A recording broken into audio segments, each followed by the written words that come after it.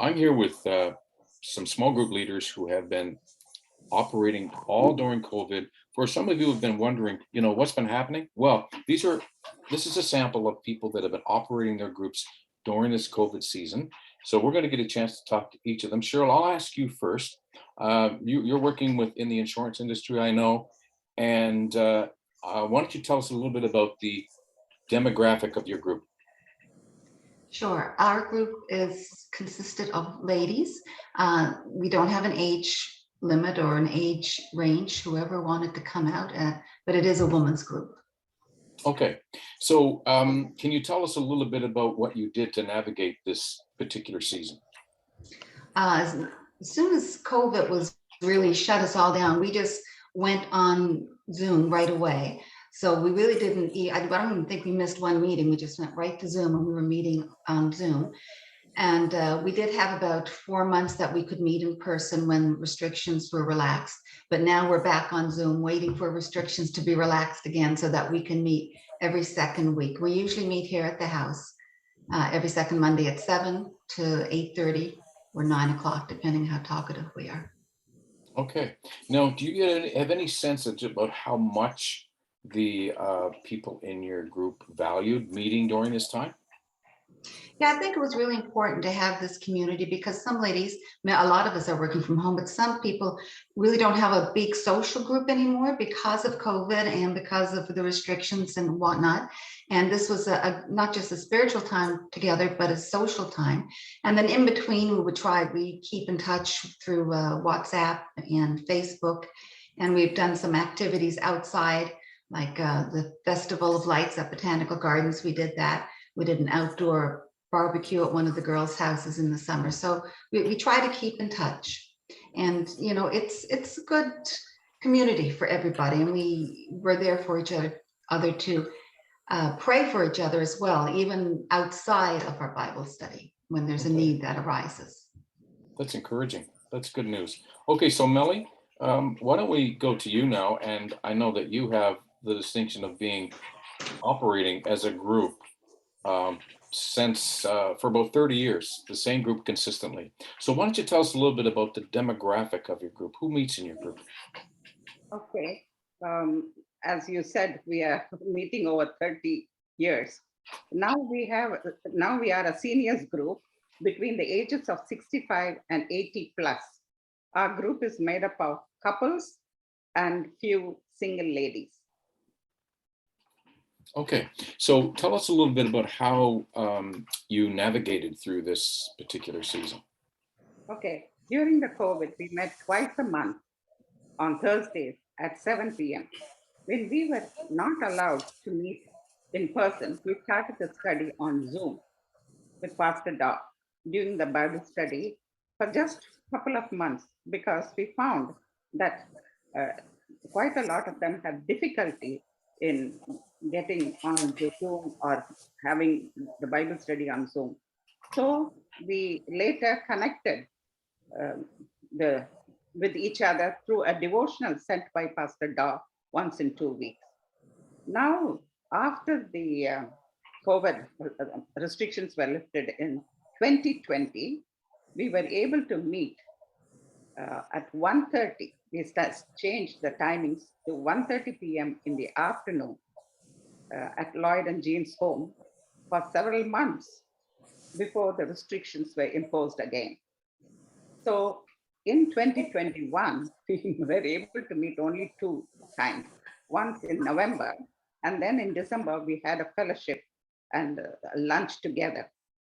But when we don't meet, I was able to call our group members regularly and share some of the news, like if they have any prayer needs, I used to take those needs and send it on email to all our members.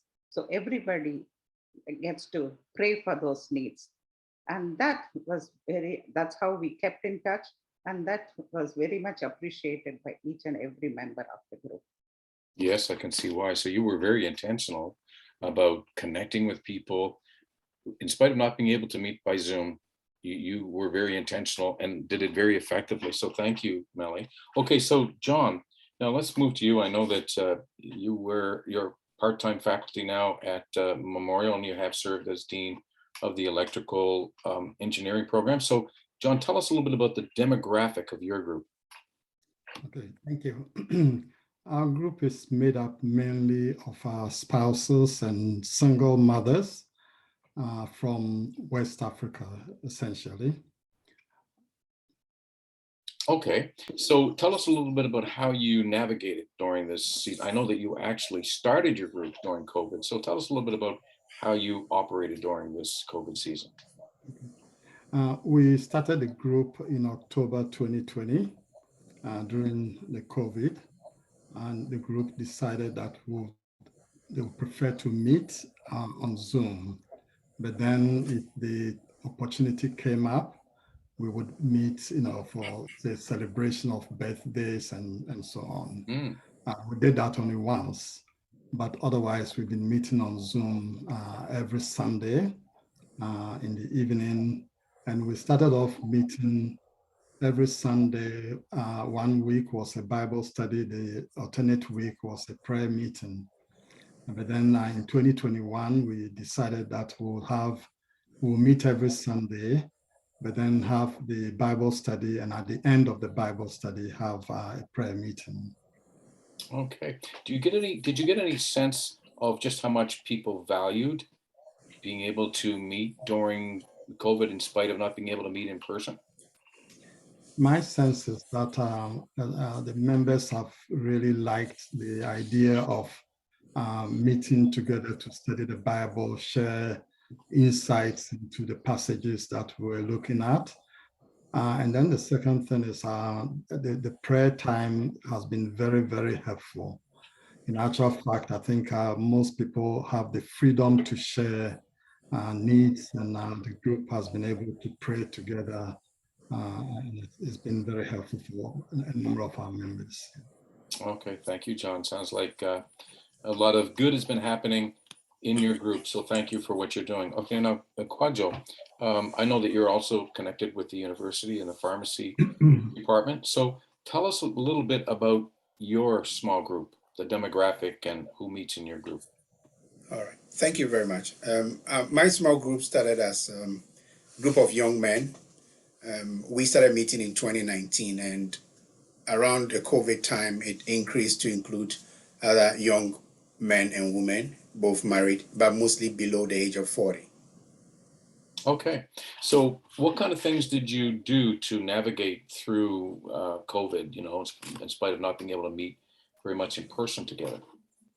All right. Like I said, we migrated to Zoom, and then we created a para platform on WhatsApp where we share devotions and prayer requests and so on. And so where we were meeting once every Friday, weekly, and then our prayer meetings usually for a last one hour or 1 hour 40 minutes, where we are able to pray together to build our faith, and then we share exhortation among ourselves. And then in between, we thought that we needed also to bring a Bible study. So now currently it's a sandwich of Bible study and prayers. Yeah. Okay. I like that concept of a sandwich. Okay. So now, did you get any sense of how much people in your group valued being able to meet during this time? Yes. We, with our group, a bit more about it is that many people are still able to connect whilst they leave the province. And that's a testament to the fact that they actually value the group, because the prayer meetings have been very helpful, where people felt very free and homely to share prayer requests, and we prayed over it and they got results. So that keeps them connected. And one other thing is that even if they are working, because of the time difference, they're able to plug in their ears and listen in whilst we. So I feel like many people feel connected, and for me in person, it has actually improved my prayer life over the period that we started leading the group. Okay. these are good stories, and for those of you who are watching, it's it's ample proof that in spite of COVID, some groups were able to meet and thrive. So thank you to all of you, and blessings on you.